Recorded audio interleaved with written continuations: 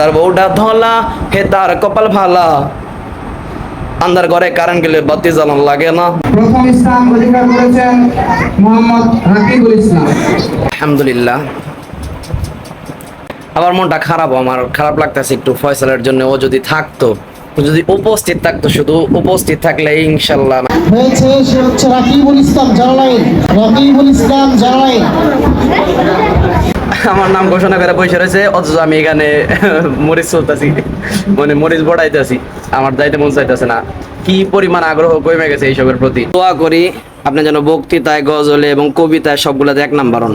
তো আমি করলাম এই দোয়া করলে জুলুম হইব অন্যের উপর, কারণ আমি নিজের যোগ্য মনে করি না 1 নাম্বার হওয়ার জন্য। মাদ্রাসার এই দৃশ্যটা আমার কাছে অনেক ভালো লাগে। মাশাআল্লাহ, এটা আমার মনের মানুষ। এটা আমার সম্বন্ধে, এটা আমার জামাই। সুন্দর করে সাজতে হইব। আমাদের নাটকের রিহার্সাল করতেছে। মূলত এটা হলো বাবা নিজেরটা শুটিং করে যাইতেছে, তার কাছে কেমনে যাইতে হইব। পৃথিবীটা মানুষের হোক, ধর্ম থাকুক অন্তরে, মসজিদে আজান হোক, ঘন্টা বাজুক মন্দিরে। সুন্দর লাগলো কথাটা। ভাগ্য খারাপ এটাও বলা যাবে না, কারণ ভাগ্য যদি খারাপই হইতো তাহলে শেষ নবীর উম্মত হয়ে জন্ম নিতাম না। বুঝছো কথাটা? আর আজব ব্যাপার হলো, এইখানে আমি আমার জীবনের সর্বপ্রথম ভিডিও করা শুরু করছিলাম। এটার ভিতরে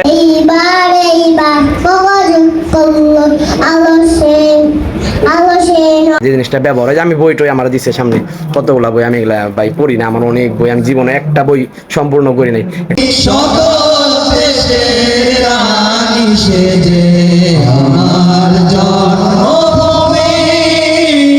করতে হইব, বাট সমস্যাটা হয়েছে কি, আমার গলাটা আনফরচুনেটলি ফাইটে গেছে। মানে এখন বর্তমানে খুব বেশি ক্লিয়ার না, যার কারণে আমার পারফরমেন্সটা খুব বেশি ভালো হয় নাই।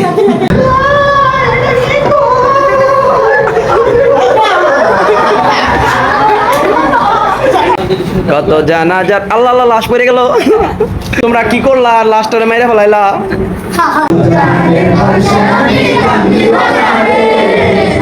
আসসালামু আলাইকুম everyone, welcome back to the new episode of my today's blog. অনেকদিন পরে আমি ভিডিওটা স্টার্ট করলাম। আমাদের মাদ্রাসার এক রুম, সেটা হচ্ছে মক্তব বিভাগ, সেইখানে। এখন আকর্ষণীয় বিষয়টা কি জানেন? আকর্ষণীয় না, আজব ব্যাপার। চোখটা একটু হয়তো লাল লাল দেখা যাচ্ছে, কারণ আমি অনেক কান্না করতেছি, অনেক খারাপ লাগতেছে। কিছুক্ষণ আগে আমার ব্রেকআপ হয়েছে, এই কারণে এমনি পেলাম। মূলত এই যেখানে পেঁয়াজের লগে ব্রেকআপ হয়েছে, পেঁয়াজ ছোলার কাজ চলতেছে, যার কারণে চোখটা একটু ইয়ে হয়ে গেছে। আর আমার কাজ হচ্ছে এই যে মরিচ ছোলা। তো সবচেয়ে আজব ব্যাপারটা কি জানেন? বাহিরে ওখানে প্রতিযোগিতা চলতেছে, আর আমার নাম হচ্ছে সর্বপ্রথম। আর সেই আমার নাম ঘোষণা করে বসে রয়েছে, অথচ আমি এখানে মরিচ চলতেছি, মানে মরিচ বড়াইতেছি। আমার যাইতে মন চাইতেছে না। কি পরিমাণ আগ্রহ কমে গেছে এইসবের প্রতি। আর আরো বেশি খারাপ লাগতেছে, ফয়সাল, আরাফাত ওরা বাসায় চলে গেছে। মানে প্রতিযোগিতার মতো হওয়া উচিত ছিল, মানে কন্টেস্ট হওয়া উচিত ছিল। যে কারো বিরুদ্ধে বা বিরুদ্ধে বলতে কি, মানে কারোর সাথে জয় লাভ করলাম, যে কোন একটা প্রতিদ্বন্দ্বী আমার খুব ভালো ছিল, তার লগে প্রতিদ্বন্দ্বিতা কইরা প্রতিযোগিতা 1 নাম্বার হয়েছে, তাইলে না কিছু একটা করছি। এমন একটা অবস্থা হয়েছে, 10টা গাদা দৌড় দিলে যেমন একটা 1 নাম্বার হয়, একটা আগে যায়, এই একই অবস্থা। সবই গাদার দল, এর মধ্যে একটা গাদা আর কি 1 নাম্বার হইব কোন রকম। এর মধ্যে গাদার মধ্যে আমি একটা গাদা। আচ্ছা মরিচটি শুইলে আমি তাড়াতাড়ি যাই। মানে একটু দেরি করে গেলেও সমস্যা নেই, কারণ আগে বক্তৃতা দিতে আমার ভালো লাগে না। ঠিক আছে না? মনটা খারাপ, বুঝছেন? আজকে না কি লেগে জানি, মনের সাথে সাথে কপালটাও হয়তো খারাপ। আমার ভালো লাগতেছে না। আমি যা দেই, মানে বক্তৃতা দিলাম, কবিতা দিলাম, আমার গেলে ঠিক আছে, গলা বসে গেছে, ভালো লাগতেছে না। তো আমার কাছে আমার নিজেরটা খুব বেশি ভালো হয় না। এরপরেও এই যে 2টা পোলা, এটা তো আমার একদিক দাঁতীয়, আর ওটা আমার একটা হয়তো ভালোবাসে। ওরা দুইজনে একসাথে বলতেছে, আমার জন্য দোয়া করতেছে। দোয়া করি আপনি যেন বক্তৃতায়, গজলে এবং কবিতায় সবগুলাতে 1 নাম্বার হন। তো আমি করলাম এই দোয়া করলে জুলুম হইব অন্যের উপর, কারণ আমি নিজের যোগ্য মনে করি না 1 নাম্বার হওয়ার জন্য। ধন্যবাদ, ভালো লাগলো আমার জন্য এই দোয়াটা করলা, এই জন্য তোমাকে একটু ভিডিওতে নিলাম। আমি যাই, আমার আবারও নাম ডাকতেছে গজলে 1 নাম্বারে। দোয়া করেন এবার জানি ভালো হয়, ঠিক আছে? তারপরেও আমি I will try to my best. আমি আমার দিক থেকে ভালোটা চেষ্টা করব, তারপরে বাকিটা আল্লাহ তাআলার ইচ্ছা। আসসালামু আলাইকুম। আমার মাদ্রাসার এই দৃশ্যটা আমার কাছে অনেক ভালো লাগে। এইখানে 2টা ফুল গাছ, একটা দোলনায় কৃষ্ণচূড়া, অনেক সুন্দর সুন্দর ফুল ফুটছিল কয়েকদিন আগে, এখন কম। বৃষ্টি আসার ভাব হইতার সব প্লাবন চলে আসছে, গজল চলতেছে আমাকে মানুষায়। অনেকটি শিল্পী ওর সাথে দেখা হয়ে গেল। কও। আমাকে সজন কত জানাজার করেছি নামাজ দিয়েছি মানে এখনো রেজাল্ট দেয় নাই, তার আগে গোপনে কেমন জানি যাই না গেছে যে আর রেজাল্ট আমি 2 নাম্বার হয়ে গেছি, একজন আমার কইতাছে আমি কবিতায় নাকি 2 নাম্বার হয়েছে, অথচ আমার কবিতাটা দিয়ে মনটা খারাপ হয়ে গেছে, আমার ভালো হয় নাই, মনের মতো হয় নাই। মতো একজন মানুষ এখন দেখা হবে মনের মানুষের সাথে, এটা আমার মনের মানুষ, এই আর একটাই দোনোটাই আমার মনের মানুষ। আচ্ছা একটা ছবি তুলে দাঁড়াও। এটা আমার এই যে এটা আমার সম্বন্ধে এটা আমার জামাই, এটা জামাইয়ের মনটা খারাপ।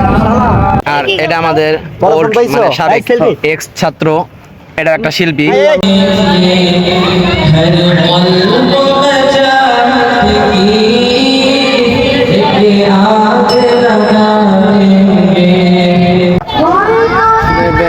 মরে কবর আমায় যাবে ভুলে, রাখবে না জানি কোনো খবর, বাঁশবাগানে বা গোরস্থানে হয়তো দেবে মোরে কবর, তোমরা আমায় যাবে ভুলে, আসবে না জানি কোনো খবর, পড়বে কি মনে আমার কথা, অসরো কোনো দিন। আর এটা কি মুর্শিদ?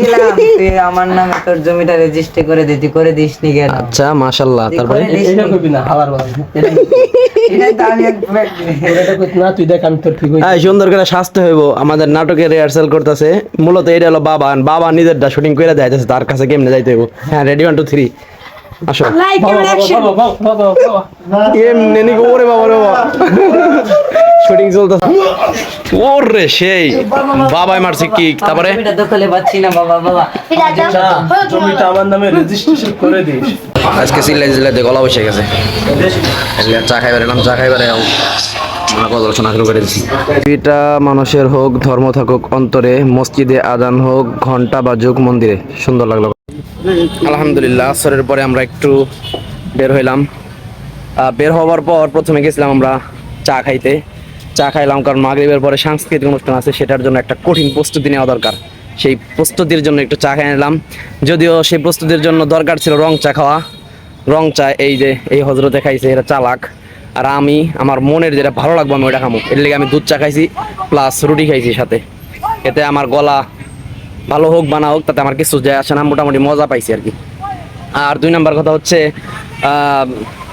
আজকে আমার মনটা খারাপ ছিল, তো যার কারণে আমি ঘটনাটা বলছি, আর একবার বলি এরকম করে, যে যার কারণে আমি আমার এক আঙ্কেলকে বলতেছিলাম যে আমার কপালটা খারাপ, আমার বক্তৃতাটা ভালো হয় নাই, আমার কবিতাটা ভালো হয় নাই, এগুলার পরে আমার মনটা খারাপ হয়ে গেছে যে এগুলা ভালো হইলো না, আমার কপালটা খারাপ। তো এটা বলার পর তো আঙ্কেল আমার বলতেছিলেন যে কপাল কখনো খারাপ হতে পারে না, সেই কপালটা কখনো খারাপ হতে পারে না যে কপালটা আল্লাহ তাআলাকে সিজদা করে।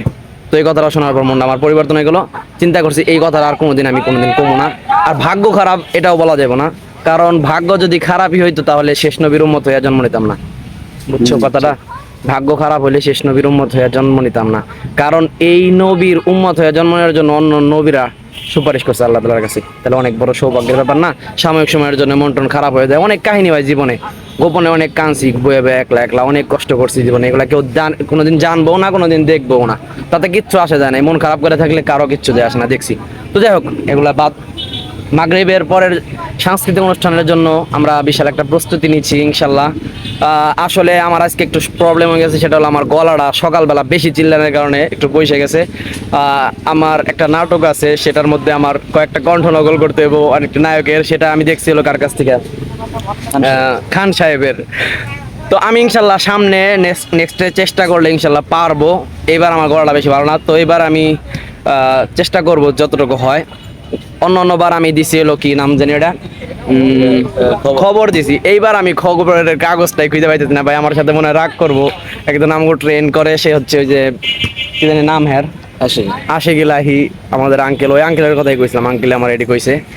তো আমার হয়তো মাগরিবের পরে যদি শুনে যে আমি খাতাটা এখন পর্যন্ত পাই নাই, আমার মায়ের দিব, আমার খবর রেডি করতে আমি রেডি করি নাই এখনো। আর তোমার কি অবস্থা, কেমন লাগছে কও একটু? এই যেমন দেখতেছেন এমনই আলহামদুলিল্লাহ। আর কিছু না। এটা কিন্তু শিল্পী, অনেক ভালো একজন শিল্পী, বড় একজন শিল্পী। তার সাথে একসাথে গজল অনেক গাইছি, আলহামদুলিল্লাহ অনেক ভালো লাগছে। ভালো এনে কই হ্যাঁ, আর এমনি কিন্তু আমার চেয়ে অনেক সাদা, আমি কালো, আমার মোবাইলের কারণে একটু সাদা দেখা যায়।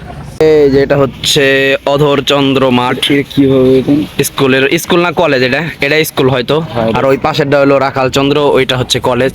আর স্কুল মাঠ বিশাল মাঠ, মাঝে মাঝে বন্ধ থাকে, এটা কি হবে? আজকে খোলা আছে। এখানে হয়তো কোনো একটা প্রোগ্রাম আছে সামনে, যেটার কারণে এটা সুন্দর করে ডেকোরেশন করা হচ্ছে। আর কিছু পোলাপান খেলতেছে। আর এখন যে কালটা চলতেছে সেই কালে মনে করেন একদম সবকিছু সবুজ। আর আরেকটা জিনিস ভালো লাগে, সেটা আমি এই জায়গা থেকে দেখাইতে পারতেছি না, ওইখানে একটা কৃষ্ণচূড়া ফুল গাছ আছে, যেটা রাস্তা থেকে অনেক সুন্দর দেখা যায়। হচ্ছে সেই ফুল গাছ, এটা হলো ওই কৃষ্ণচূড়া ফুল গাছ, এগুলো আমাদের এলাকায় আছে। আর এই সেম টু সেম ফুল গাছের মতো আরেকটা ফুল, সেটা হচ্ছে হলুদ কালার হয়, সেটার নাম হচ্ছে বান্দর নলি নাকি এরকম নলা হয়। স্বাস্থ্য কমপ্লেক্স একটা আজব ব্যাপার কি জানেন, এখন হয়তো 1-1.5 বছর ধরে এর ভিতরে আমি ঢুকতে পারি না। এর ভিতরে ওই যে কোনায় আর্মি আছে, এখন দেখাইলে আমার মোবাইলটা হয়তো কাইরা নিয়ে যাবো গা, এর লেগে দূর থেকে দেখাইতেছি। আর আজব ব্যাপার হলো, এইখানে আমি আমার জীবনে সর্বপ্রথম ভিডিও করা শুরু করছিলাম। এটার ভিতরে অনেক সুন্দর একটা পরিবেশ। এখন তো মনে করেন যে আর্মি টার্মি থাকে এটার ভিতরে, এই কারণে যাইতে পারি না। আবার কবে খুলবো, কি করব, কি কারণে বানাইছে আল্লাহ জানে। এটা অনেকদিন ধরে এই অবস্থায় দেখতেছি আমরা। রকিবুল ইসলাম জালালাইন যৌথভাবে প্রথম স্থান অধিকার করেছে দুইজন, মোহাম্মদ আহমেদ।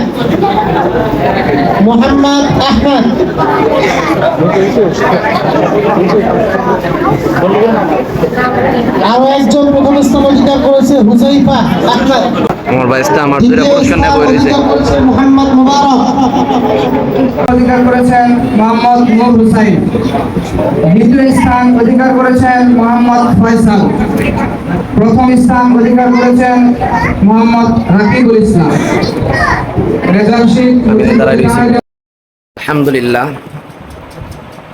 এখন আমার মনটা অনেক খুশি, আবার মনটা খারাপও। আমার খারাপ লাগতেছে একটু ফয়সালের জন্য। ও যদি থাকতো, ও যদি উপস্থিত থাকতো, শুধু উপস্থিত থাকলে ইনশাল্লাহ মানে আমি এতটুকু ধারণা করি যে ও পুরস্কার পাইতো।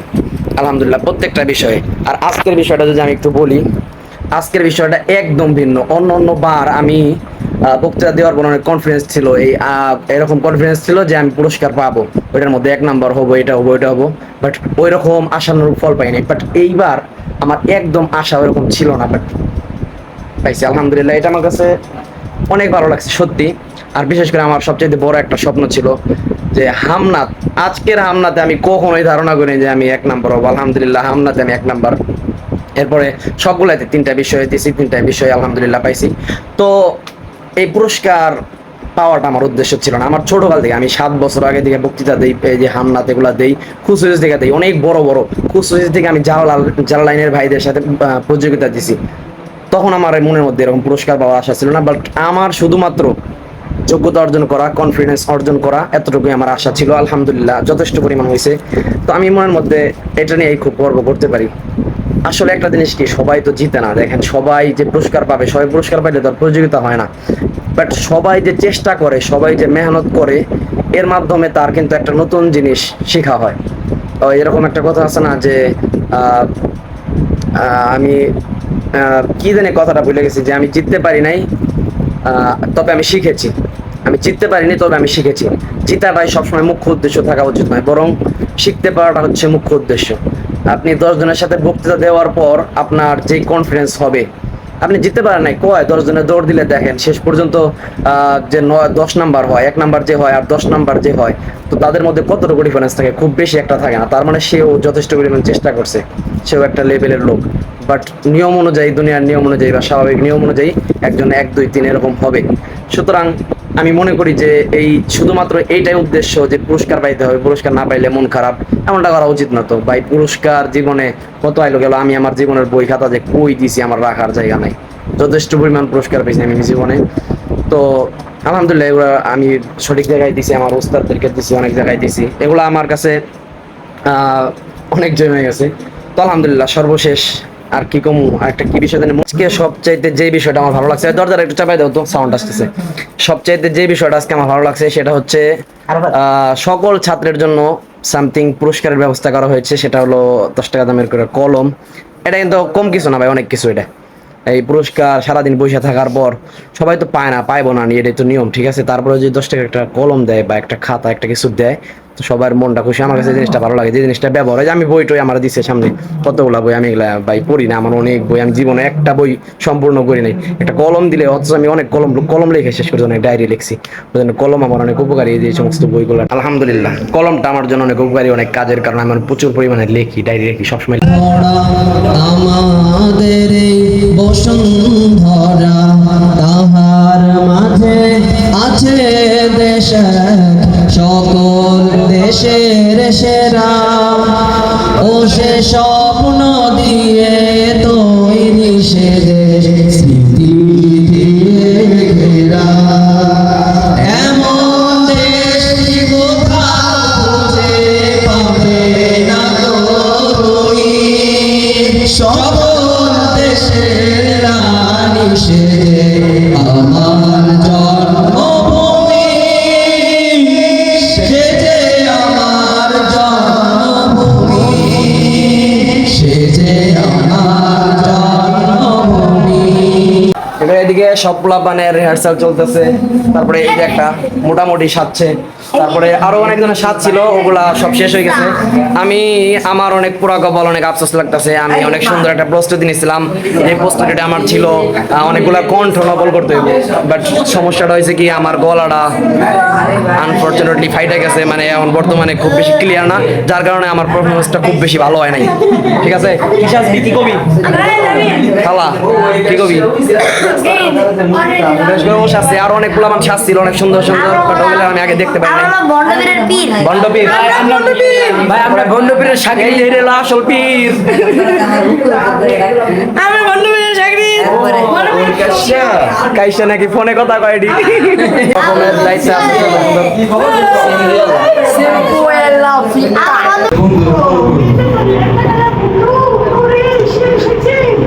ওই যে আসলো, মাত্র আসলো। এই এটা কি চাচা?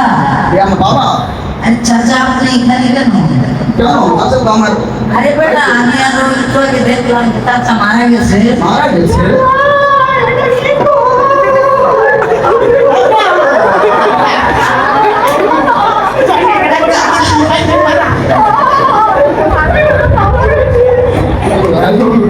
কত জানাজার পড়েছি নামাজ, দিয়েছি কত দাফন, কত জানাজার, আল্লাহ আল্লাহ, লাশ মরে গেল, লাশ মরে গেল, তাড়াতাড়ি উঠাও। তোমরা কি করলা, লাশটারে মেরে ফেলাইলা। 11:20 বাজে, এখন পর্যন্ত আমাদের অনুষ্ঠান চলতেছে, সাংস্কৃতিক অনুষ্ঠান। আমরা এখনো খাওয়া দাওয়া করি নাই, অনেক কষ্ট হয়েছে, আমার গলাটা বয়ে গেছে, প্রচুর পরিমাণে চিল্লাচিল্লি হয়েছে। এইমাত্র আমি একটা সাংস্কৃতিক গজল গাইলাম, যেটা হলো এরকম: বিয়া শাদী খোদার হাতে, খোদার কলম লড়ে না, খোদাই যদি কলম মারে হেই কলম আর ফিরে না, যার বউটা কালা, আরে যার বউটা কালা হে তার কপাল ভালা, রাস্তাঘাটে চলতে গেলে কারো নজর লাগে না, বিয়া শাদী খোদার হাতে, খোদার কলম লড়ে না, খোদাই যদি কলম মারে হেই কলম আর ফিরে না, যার বউটা ধলা, আরে যার বউটা ধলা হে তার কপাল ভালা, আন্ধার ঘরে কারেন্ট গেলে বাতি জ্বালান লাগে না, বিয়া শাদী খোদার হাতে, খোদার কলম লড়ে না, খোদাই যদি কলম মারে হেই কলম আর ফিরে না।